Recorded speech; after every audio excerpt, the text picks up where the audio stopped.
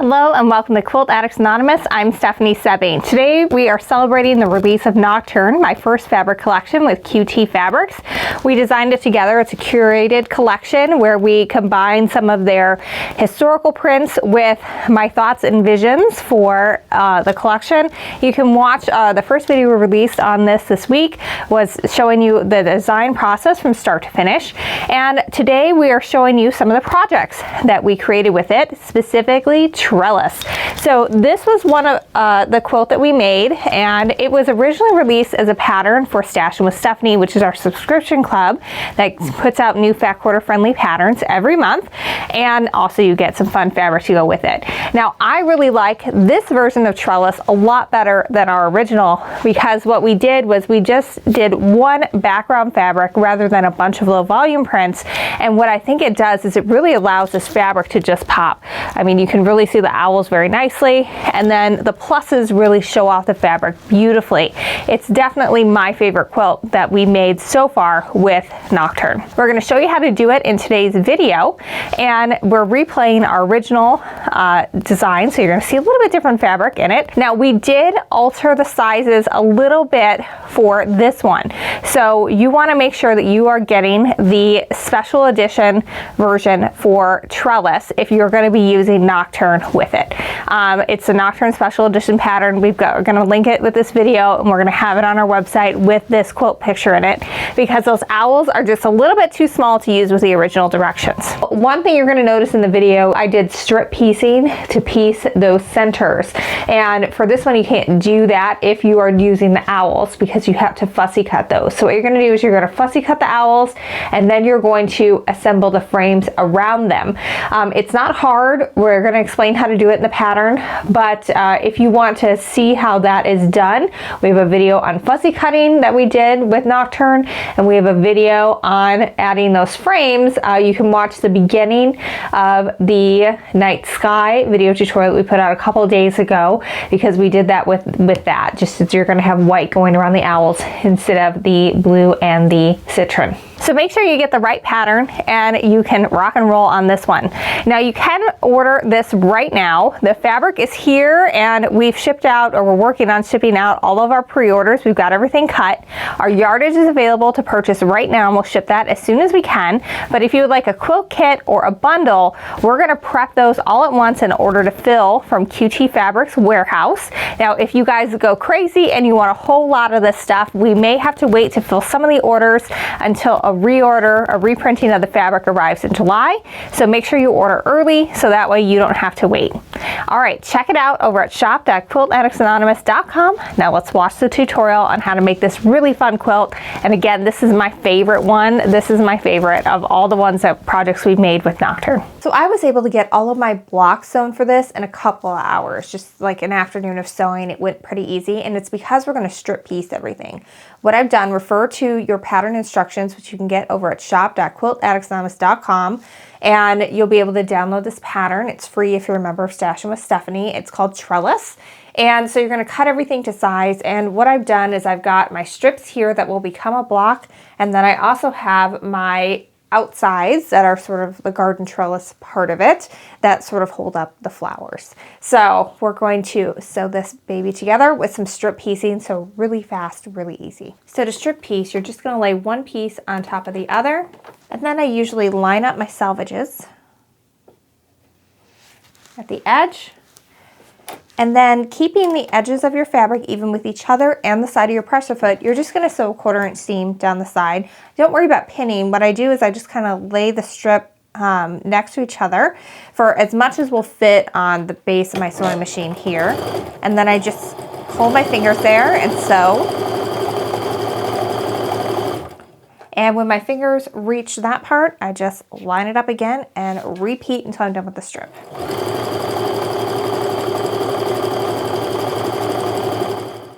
I'm just doing one of these on camera today, but when you're done, you can just chain piece and do the next one right afterwards, and that saves a ton of time and some thread. All right, I've got this one done. I'm going to flip around and strip piece to the other side as well. So again, we're just going to lay it so that our fabrics are right sides together, and that our edges are nice and lined up. and even with the edge of your presser foot, and just so.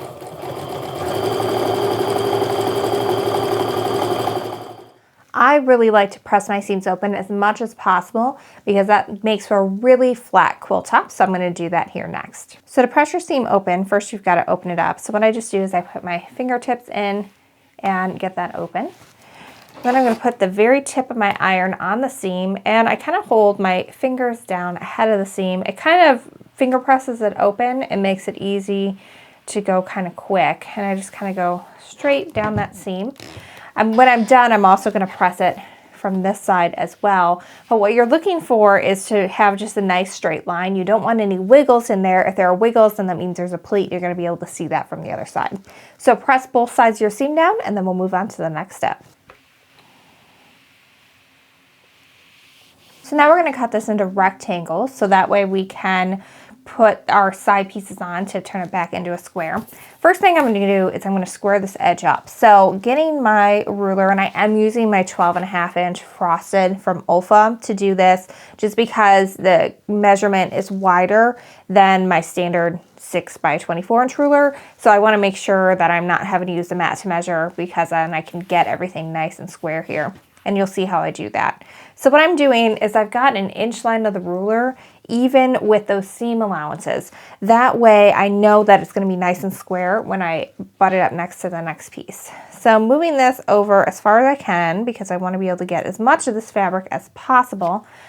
Once I have everything aligned, I'm just going to go ahead and square up that edge.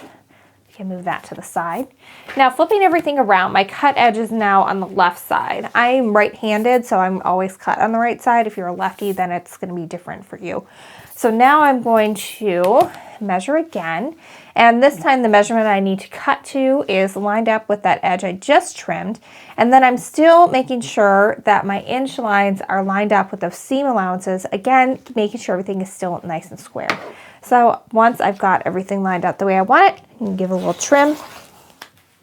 And then this is ready for my outsides. I'm going to go ahead and cut down the rest of my strip. You can see how this goes really fast because instead of having to cut all these little pieces first and then sew them together, we're able to sew them first and then trim, which is a ton faster because you already pretty much have your block together. So next up, we're going to take our little pieces and we're going to flip them right sides together and sew down the sides, and then we are done with our block. So it goes super, super fast. You can see how this quilt is pretty quick to assemble in terms of the blocks, and you'll see how it's not so bad either when we get to assemble the top in just a second. All right, so I'm just taking one of these and putting it right sides together. You can pin this if you want, but everything should be the right size as long as you have an accurate 1/4-inch seam and you've cut accurately. So I just line up my top corners and then my edges as usual, and I'm just going to sew down. And this is how I get away from pinning. Now sometimes you're not perfectly accurate, so what I do at this point is I'll just take my point of my fabric and I'm just going to line it up so that my edges, as you can see on the side, are nice and even with these corners down here. Then I just put my fingertip on there and I'm just going to hold it steady, just like I did when I was strip piecing. And rather than having to pin those sides and take that time to do it, this is how I make sure that everything stays nice and in line and square. So there we go. We've got that side done. I'm going to go ahead and chain piece the rest of these, and then we're going to go down the other side.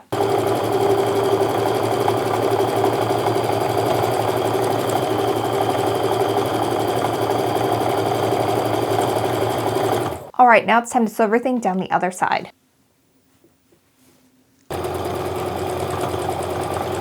So now it's time to press our seams open again. And again, I like to press those open rather than to one side because it makes your quilt lace so flat, and that really opens up the possibility for what you can do in quilting. So just like before, I'm gonna go ahead and open that seam up. The one difference is you have this seam here that you don't wanna press and accidentally flip going the other direction.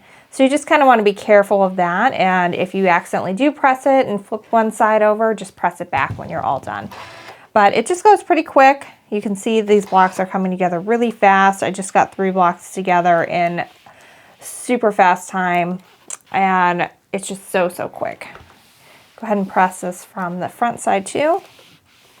And now we've already got 1 block finished. I'm gonna go ahead and press the other 2. And we've been sewing for, it took me about 20 minutes to get this far, and that includes the intro. So maybe like 15 minutes to get 3 blocks together, which is so fast if you're doing a quilt. Love strip piecing for that. So when you sew this together, the sashing bits kind of make a plus sign. So I used all my dark prints for the center of my blocks, and I used my medium prints for my sashing, and my light prints for my connector pieces that kind of look like the garden trellis. So this is a part where if you wanted it to look less busy, I would just get yardage, one piece of yardage for all your background prints, and it'll give the eye a place to rest more so.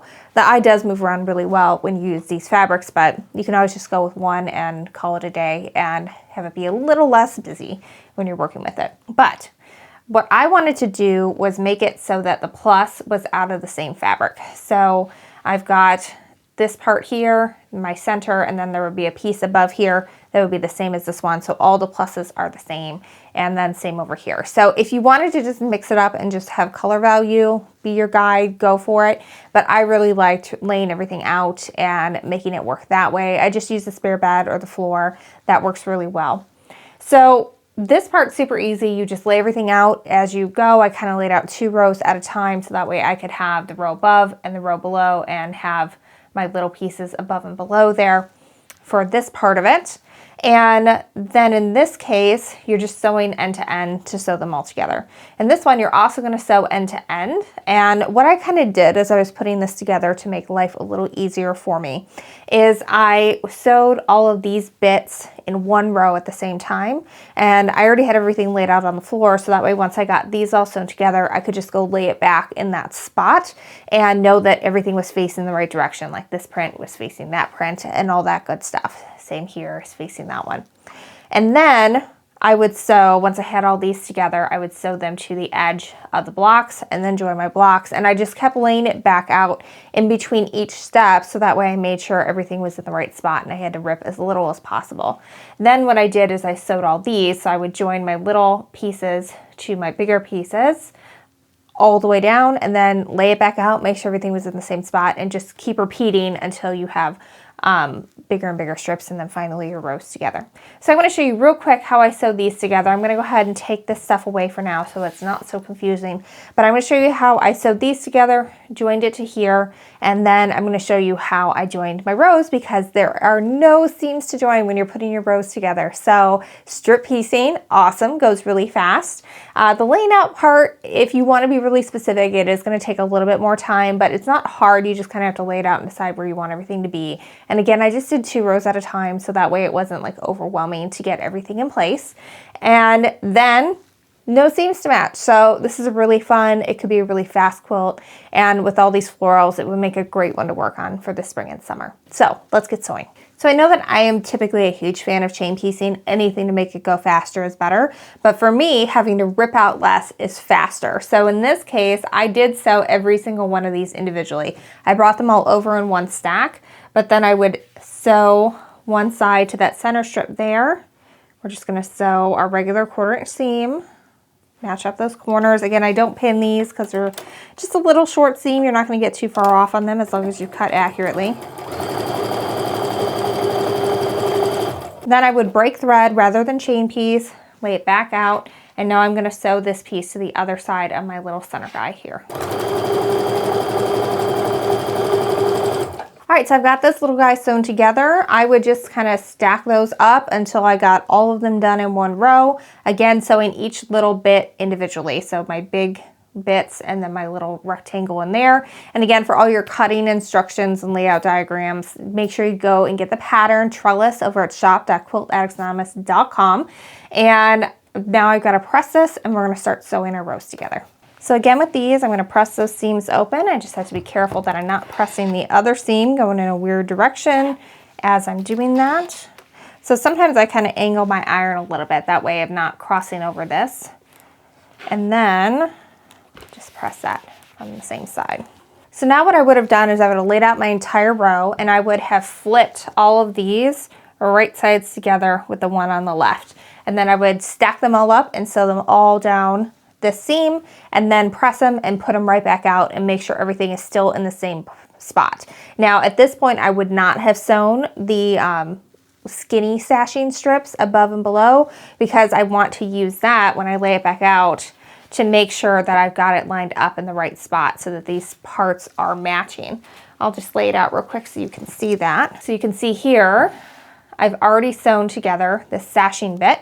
So I would have laid everything out and I would have been able to see that this part is matching with the Stashin strip above it. And so then I know that I've laid it back out in the right orientation and I'm good to sew. So once I do all that, flip it together, sew, press, double check you've got it in the right spot again, and continue sewing your row together until it's all done.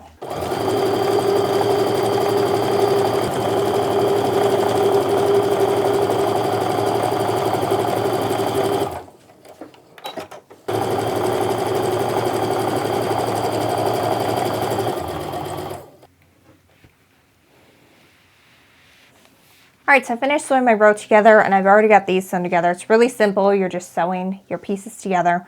Now what I'm going to do is I'm going to flip these right sides together and pin. This is your last chance to make sure that if you have decided to make all your pluses the same color, to make sure that they are in fact lining up. These are.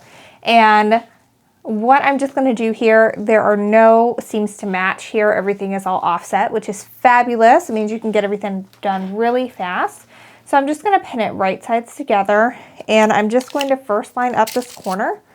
And just like when we were working with the littler pieces, you just want to get your corners nice and even. And go ahead and put a pin in there. And then I'm going to scooch all the way down to the edge here. Then I'm going to do the same thing. I'm just going to line up these corners as well. Now what I like to do here is kind of grab my corners, and this works best when you have a nice flat surface to lay down on.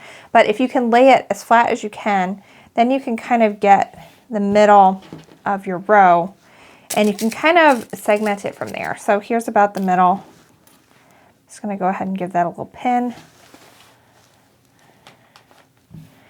And then I'm just going to, again, segment that. So here's about halfway.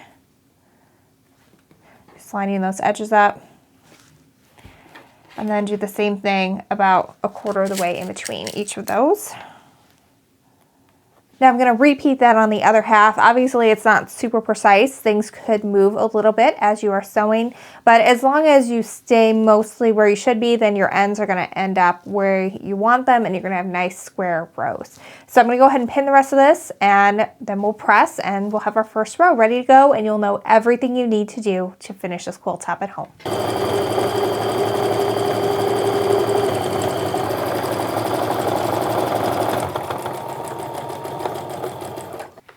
Just like every other seam in this quilt, I'm going to press this open. You just kind of have to be a little careful as you're going along to make sure you're not flipping any of these other seams, and there's a lot at this point going in another direction as you press. But look at how flat that lays. It's just super nice. So I'm going to finish pressing, then we'll flip it over and take a peek. Oh, now this is just so cute. I love these metallics. I love how everything is framed up. As always, we will show you some photos of the finished quilt so you can see what it looks like all together and quilted and pretty. But I just love how this works with the different color values, with the mediums and the pluses, the darks and the blacks, and then the lighter ones sort of connecting everything. I think it's really fun. I think it is great for the summertime, but again, you could do this in any number of prints. This is a pattern that you really could do with any fat quarter bundle. And again, if you want to get in on the Stashin with Stephanie fun, we're going to have kits available for this quilt as long as supplies last on our website, shop.quiltaddictsanonymous.com. The pattern is called Trellis. You can get it and use it with your stash or any fat quarter bundle. And you can always join the Stashin with Stephanie program also at shop.quiltaddictsanonymous.com. We link to everything in the video description down below. If you enjoy our videos and you want to build your stash, that's a great way to support us and get some goodies for yourself. Again, you end up getting, if you take advantage of all the discounts, 18 free yards of fabric and 12 free patterns a year, plus access to all of the other Stashin with Stephanie patterns that we have done to date. So that's cool. It's a great deal, and you can really bust your stash and whittle it down this year. So thank you so much for following, and until next time, happy quilting.